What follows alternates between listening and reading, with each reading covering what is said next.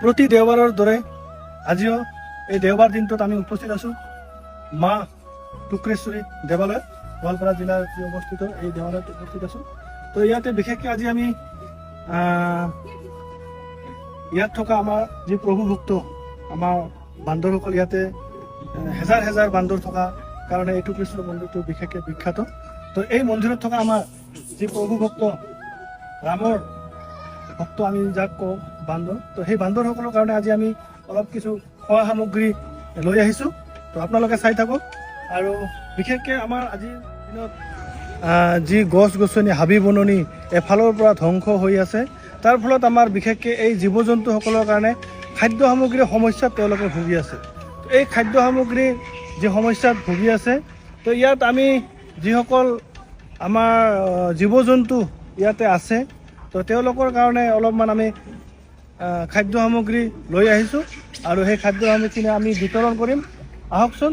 আৰু আপোনালোককো আহ্বান জনাম যে আপোনালোকৰো কোনোবা ওচৰ চুবুৰীয়াত যদি তেনেকুৱা জীৱ জন্তু আছে, তো তেওঁলোকৰ কাৰণে আপোনালোকৰ খাদ্য সামগ্ৰীৰ যোগান ধৰা, কিয়নো এতিয়া গছ গছনি একেবাৰে নাইকিয়া হৈ গৈছে, যাৰ ফলত আমাৰ খাদ্য সামগ্ৰীৰ সংকটত ভুগিছে বুলি ক'লেও জীৱ জন্তুসকলে, যি হাবি বননিত থকা জীৱ জন্তুসকলে যদি কোৱাটো ভুল নহ'ব। আমি বিশেষকৈ এতিয়া বিভিন্ন ঠাইত আমি শুনিবলৈ পাই আছোঁ হাতী মানুহৰ সংঘৰ্ষ, জীৱ জন্তুৰ মাজত মানুহৰ সংঘৰ্ষ। সঁচাকৈ এইটো বহুত এটা চিন্তনীয় বিষয় হৈ পৰিছে, কিয়নো আজি হাবি বননি একেবাৰে নাইকিয়া হৈ আছে। এইখিনিতে আজি আমাৰ সকলোৰে শ্ৰদ্ধাৰ মুখ্যমন্ত্ৰী হিমন্ত বিশ্ব শৰ্মা ডাঙৰীয়াই যি পদক্ষেপ লৈছে, যি ফৰেষ্ট এৰিয়াসমূহ আছে, হাবি বননি আছে, এই হাবি বননিসমূহ একাংশ অবৈধ বেদখলকাৰীয়ে আজি আহি এই ভূমিসমূহ দখল কৰাৰ কাৰণে বিশেষকৈ আমাৰ এই হাবি বননিসমূহ ধ্বংস হৈ আছে। আৰু এই হাবি বননিৰ ঠাইত অবৈধ মানুহবিলাকে বসবাস কৰি আহিছে। এইখিনিতে মই মুখ্যমন্ত্ৰী ডাঙৰীয়াকো ধন্যবাদ জনাম আৰু লগতে আহ্বান জনাম যে মাননীয় মুখ্যমন্ত্ৰী ডাঙৰীয়া, আপোনালোকে এইটো বহুত ভাল পদক্ষেপ লৈছে, আৰু এটা আপোনালোকে পদক্ষেপ ল'লে সঁচাকৈ অসমৰ ৰাইজে আপোনাৰ ওচৰত উপকৃত হ'ব।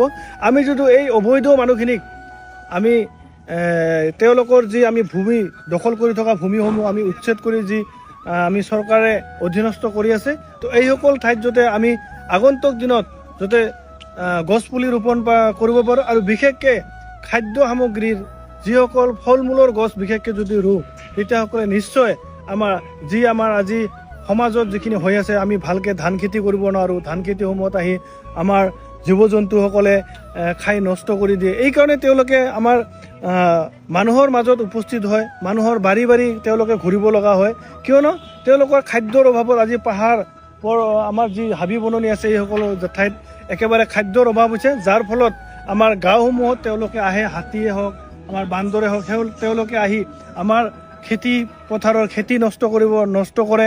আমাৰ হাতীয়ে মানুহৰ ঘৰ ভাঙি আছে, কিয়নো তেওঁলোকে খাদ্যৰ অভাৱৰ কাৰণে আজি মানুহ বসবাস কৰা ঠাইত তেওঁলোকে আহি আছে।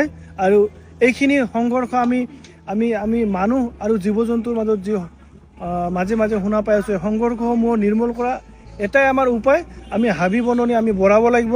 আমি খাদ্য সামগ্ৰী, আমি হাবি বননীয়া জংঘলসমূহত আমি খাদ্য সামগ্ৰীৰ গছ গছনি ৰুব লাগিব, তেতিয়াহে মানুহ আৰু এই জীৱ জন্তুৰ মাজত যিটো সংঘৰ্ষ এইটো লাহে লাহে নাইকিয়া হ'ব।